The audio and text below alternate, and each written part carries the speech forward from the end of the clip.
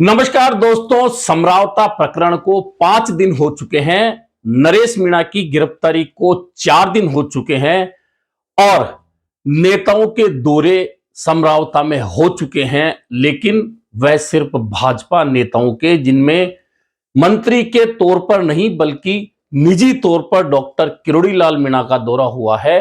और गुर्जर नेता तथा 2023 में विधानसभा चुनाव हारने वाले विजय बैंसला ने जाकर समरावता गांव के आंसू पहुंचने का प्रयास किया है।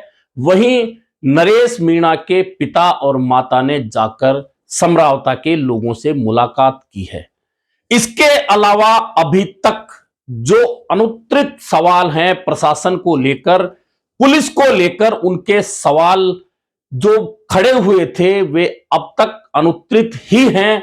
और सरकार है कि इस मामले को लेकर ऐसे चुप्पी साधे बैठी है जैसे कि कुछ हुआ ही नहीं हो।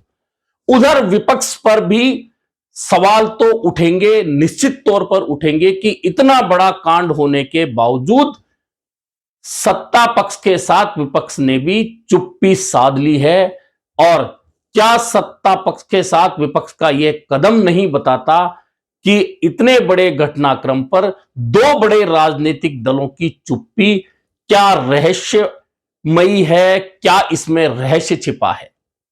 इधर नरेश मीणा को लेकर, रिहाई की मांग को लेकर जो मांग एक जगह से उठ रही थी वह लगातार बढ़ते बढ़ते पूरे राजस्थान में आंदोलन का रूप लेने लगी है। और अभी आंदोलन में जगह जगह जिला कलेक्टर, एसडीएम, तहसीलदार को ज्ञापन देने का सिलसिला जो शुरू हुआ था, आज राजस्थान में 30 से ज्यादा स्थानों पर ज्ञापन दिए गए हैं भीड़ के द्वारा, विभिन्न समाजों के द्वारा।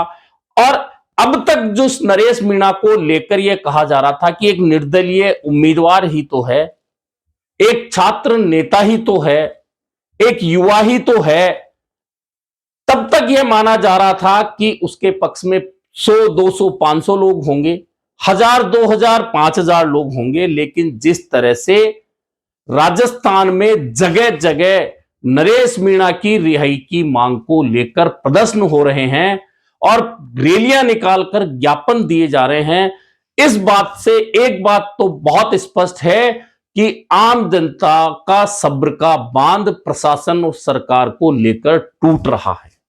अब यह सही है कि नरेश मीणा ने चुनाव के दिन गैर कानूनी काम किया था, थप्पड़ मारने का, और उसका हल या रिहाई की बात या सजा की बात है यह कोर्ट परिसर में ही होगी, वह सड़क पर तय नहीं हो सकती।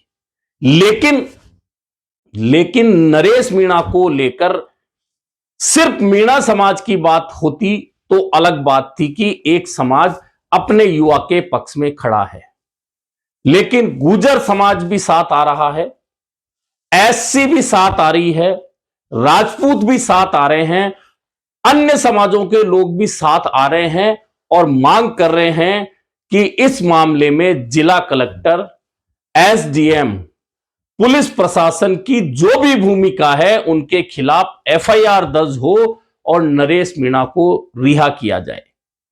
यह रिहाई की मांग सिर्फ एक जगह होती, 2 जगह होती तो समझ में आता था। देवली उनियारा ले लीजिए, दौसा ले लीजिए, गंगापुर ले लीजिए, पापड़दा ले लीजिए, भरतपुर ले लीजिए, सवाई माधोपुर ले लीजिए, करौली ले लीजिए, जयपुर ले लीजिए, कोटा ले लीजिए, अकलेरा ले लीजिए, चित्तौड़गढ़ ले लीजिए, यानी कि इतनी जगह के नाम लिए जाएं जो राजस्थान में, जो एक एरिया विशेष की बात भी नहीं हो सकती कि अलग अलग स्थानों पर नरेश मीणा की रिहाई की मांग को लेकर लगातार प्रदर्शन हो रहे हैं।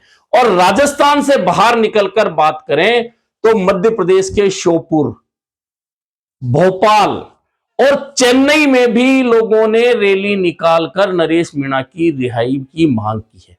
अब आप सोच सकते हैं कि एक निर्दलीय उम्मीदवार के प्रति लोग अगर इस तरह से निकलकर सड़कों पर आ रहे हैं तो सरकार की नींद अभी भी नहीं अगर टूट रही है तो क्या सरकार किसी बड़े आंदोलन को न्योता दे रही है? इस पूरे घटनाक्रम में बहुत स्पष्ट रूप से है कि प्रशासन की लापरवाही तो निश्चित तौर पर हुई है। और सरकार के मंत्री हैं डॉक्टर किरोड़ी लाल मीणा, वे लगातार जिस दिन से समरावता जाकर आए हैं वे कह रहे हैं कि सिलेक्टिव कार्रवाई हुई है, सिलेक्टिव पुलिस वालों को भेजा गया। यह सिलेक्टिव क्या है?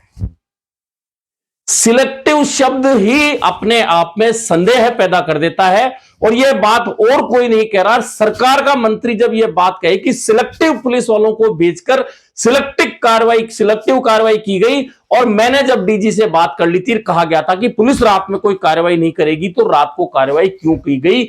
अगर सरकार का मंत्री लगातार 4 दिन से यह सवाल उठा रहा है, तो क्या सरकार को अपने मंत्री पर भी भरोसा नहीं है? उसके बाद में विजय भैंसला की बात करें, जो 2023 विधानसभा चुनाव में देवली उनियारा से उम्मीदवार थे। वे जब गांव में जाकर आए हैं तो आपने बहुत सारे वीडियो देखे होंगे कि किस तरह से वे लोगों के आंसू पहुंच रहे हैं और किस तरह से महिलाएं उनके गले लगकर रोकर अपना दर्द बता रही हैं। किस तरह ग्रामीण अब भी प्रशासन के उस दहशत भरे माहौल का विवरण बता रहे हैं और कह रहे हैं कि पुलिस गांव में अब भी आती है, नाम लिखकर ले जाती है और आरोपी बना देती है। ऐसे में गांव के लोग गांव में आने से डर रहे हैं और उन लोगों को भी आरोपी बनाने का प्रयास हो रहा है जो उस दिन गांव में नहीं थे, उस वक्त गांव में नहीं थे। ये सब बातें विजय भैंसला को लोगों ने बताई है, इसके वीडियो हैं। और सबसे बड़ी पुलिस की क्रूरता की गवाही उन वीडियो में आ रही है कि एक महिला कह रही है, खुद की चोट के निशान बता रही है कि किस तरह उन्हें घसीटकर पीटा गया। और खुद विजय भैंसला कह रहे हैं कि महिला पुलिस को ही महिला को पकड़ने का अधिकार है। उस दिन महिला पुलिस नहीं थी, पुरुष जितने भी पुलिसकर्मी थे उनके द्वारा ही यह मारपीट की गई है। अब इसमें एक बच्चे का भी आपको वीडियो दिख रहा होगा कि एक दूध पीता बच्चा, दूध मुहा बच्चा जिसका पैर जल गया है, वह बिलख रहा है और ग्रामीण कह रहे हैं कि आंसू गैस का गोला आकर गिरा था उससे।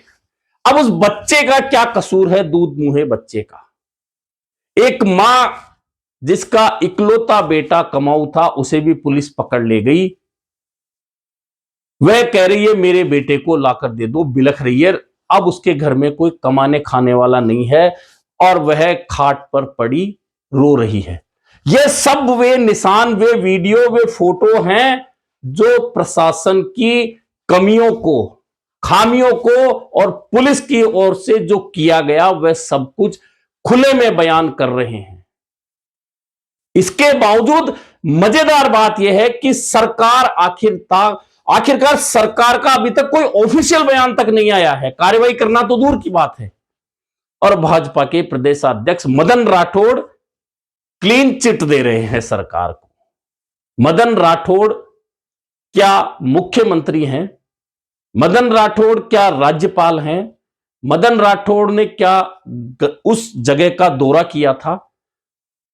मदन राठौड़ क्या प्रशासनिक अमले के प्रमुख हैं?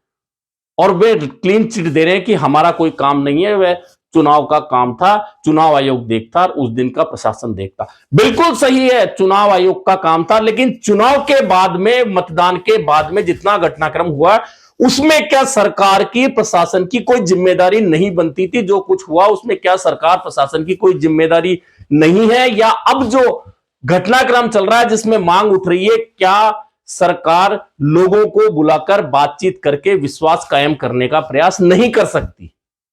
लेकिन ऐसा कुछ नहीं हो रहा और सरकार चुप्पी साधे बैठी है।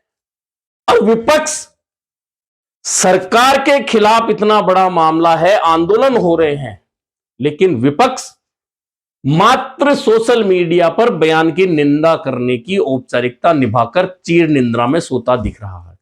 हालांकि इंडिविजुअल रूप से, चाहे वह उपनेता प्रतिपक्ष रामकेश मीणा हो, विधायक घनश्याम मेहर हो, विधायक इंदिरा मीणा हो और सांसद भरतपुर संजना जाटव हो, कोटा से संसदीय चुनाव के उम्मीदवार प्रहलाद गुंजल हो, वे सरकार के इस कदम को लेकर लगातार सरकार से मांग कर रहे हैं निष्पक्ष जांच को। उधर बीटीपी इस मामले को लेकर पूरी तरह आंदोलन में कूद गई है और उसने कहा है कि इस पूरे मामले की निष्पक्ष जांच होनी चाहिए और हम इस पूरे मामले में साथ हैं।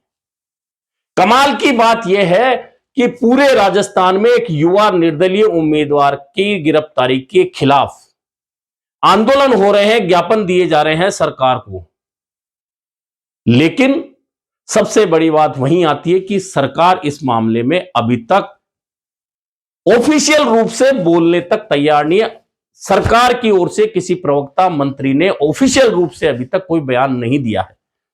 जो भी बयान आए हैं वह इंडिविजुअली मीडिया के सामने, मीडिया का कैमरा लगा है, सवाल आया तो इंडिविजुअली रूप से तो आए हैं, लेकिन वह जवाब जो प्रशासनिक विफलता और पुलिस ने जो किया उस रात, जो वीडियो, फोटो और चश्मदीद कह रहे हैं चीख चीख कर, उन्हें लेकर अभी तक सवाल जो खड़े हैं उन पर सरकार की चुप्पी बेहद रहस्यमयी है।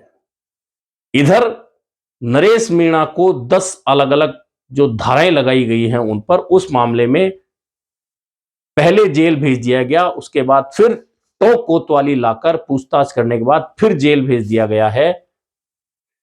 अब इस मामले में आगे जाकर नरेश मीणा की लीगल टीम क्या एक्शन लेने वाली है, किन कोर्टों में जाकर सरकार और प्रशासन के खिलाफ याचिका दायर करने वाली है, इस मामले में अभी स्पष्ट रूप से कोई जानकारी नहीं आई है। लेकिन कहा जा रहा है कि इस मामले को लेकर व्यापक रूप से न्यायालय के सामने पूरे सबूतों के साथ ले जाने की तैयारी है और कानूनी रूप से ही इस मामले में नरेश मीणा की लीगल टीम लड़ने की तैयारी में जुट चुकी है। उधर ये आंदोलन धीरे धीरे राजस्थान से बाहर भी पहुंच गया है।